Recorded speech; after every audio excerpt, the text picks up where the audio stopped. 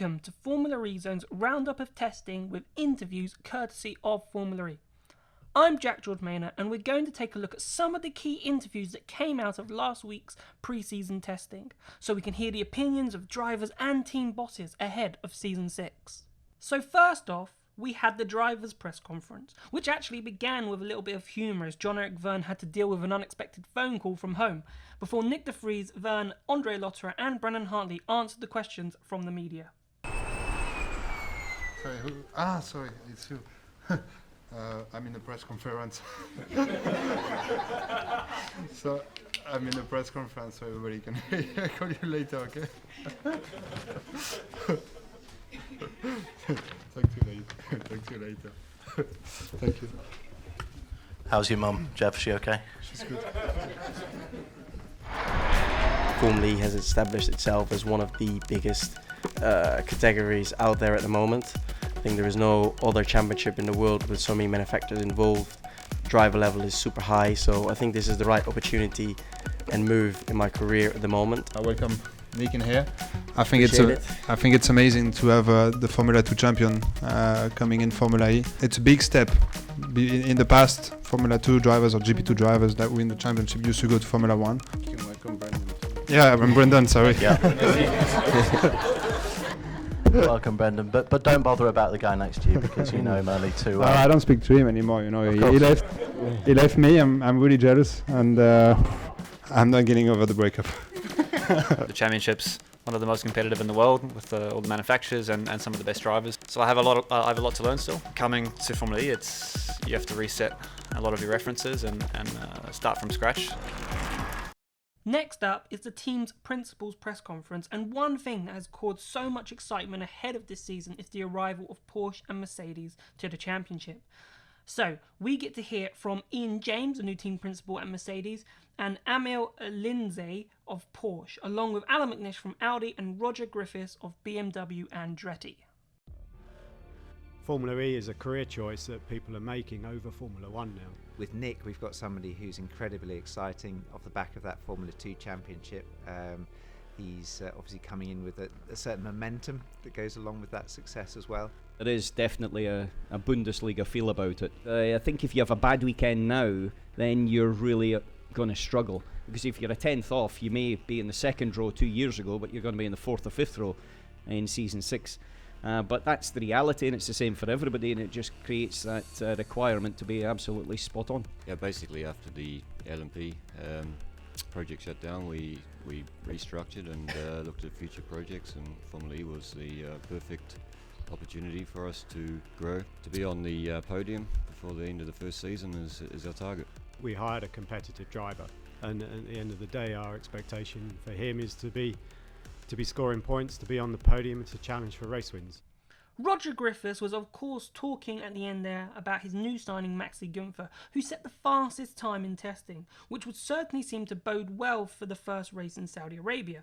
However, what about the man who vacated the seat at BMW Andretti in favour of a place alongside Jean-Eric Vergne at Tech Cheetah?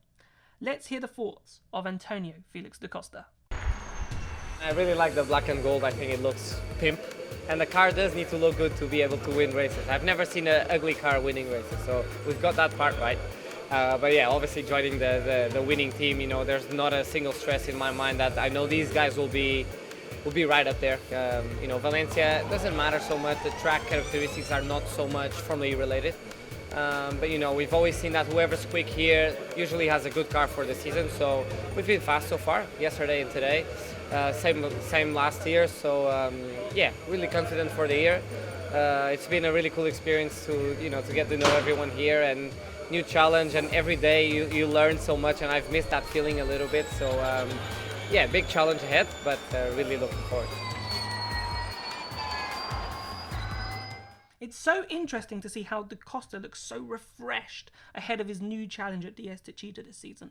But now, let's move on to Audi's Daniel Abt and hear what the German had to say about his team's pre-season test. I think we keep saying that year after year how amazing it is to be part of the series and where it has all gone for us. But yeah, I think this year really is another step with two manufacturers joining again. All the cars looking fresh and fancy, and of course everyone wants to win. So I think the fans can really expect a big battle, and I'm really happy and excited to be here again with Audi. Abt was full of praise for the championship, growing from strength to strength there. Now, from one of the youngest drivers in the field to one of the oldest, here is Venturi's Felipe Massa.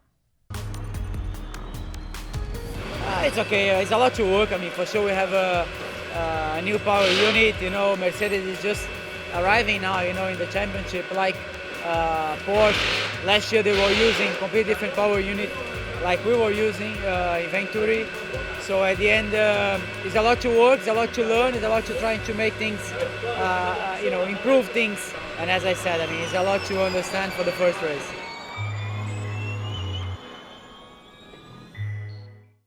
Massa really emphasising there the amount of work ahead of himself and the Venturi team in order to be more competitive this season. One man who was certainly competitive last season was Nissan Edam's Sebastien Buemi, who finished runner-up in the points. How does he feel about how his testing went? I'm happy to be back. We've had a tough break, you know, because we had to revert to a single motor, so we had to change everything on our car. So at the end, yeah, we are quite happy to be here. You know, Nissan has done a good job making sure we don't have any problem. We seem to be running with good reliability. So now we try to gather as many information as we can and try to assess a little bit ourselves compared to the opposition and see what we can do for Riyadh. Finally, let's end with trackside comments from reigning champion John-Eric Verne, Jaguar's new recruit James Collado, and Envision Virgin Racing's Sam Bird. It's really good. It's been a long break, almost too long, you know. But yeah, I've had enough of this break. So really happy to be back in the car testing here in Valencia, and so far everything feels good. Well, the team is working really well as a whole. Starting to work with Antonio. It's so far everything is really good. We work very well together, and you know, I welcome him nicely in the team. It's good to have him here, and yeah, so far so good. Car feels good. All the engineers, mechanics, everything works really well so far. So positive. It's nice to be here first of all, and with Jaguar. It's a new experience and a new challenge. Test is kind of going okay. I did make a mistake this morning and fortunately put it in the wall in the first chicane, but you know that's part of learning process, I guess. So it won't happen again. But yeah, we're just running through a program, not necessarily concentrating on performance, just trying to learn as much information as possible for my own benefit, really, going forward. So that's the target, and yeah, we'll just continue like this and see how we go.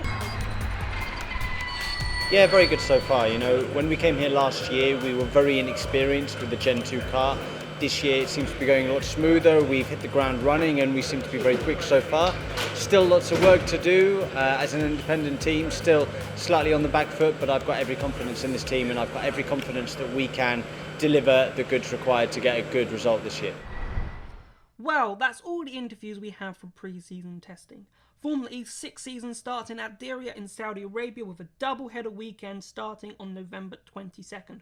We'll be covering it with our podcast, our news articles at Formula E Zone, so please look out for those. Thank you so much for watching. If you've really enjoyed this video, please give it a like, that massively helps us. And if you're really enjoying the new content from Formula E Zone, give it a subscribe. Why not? It's just a click of a button.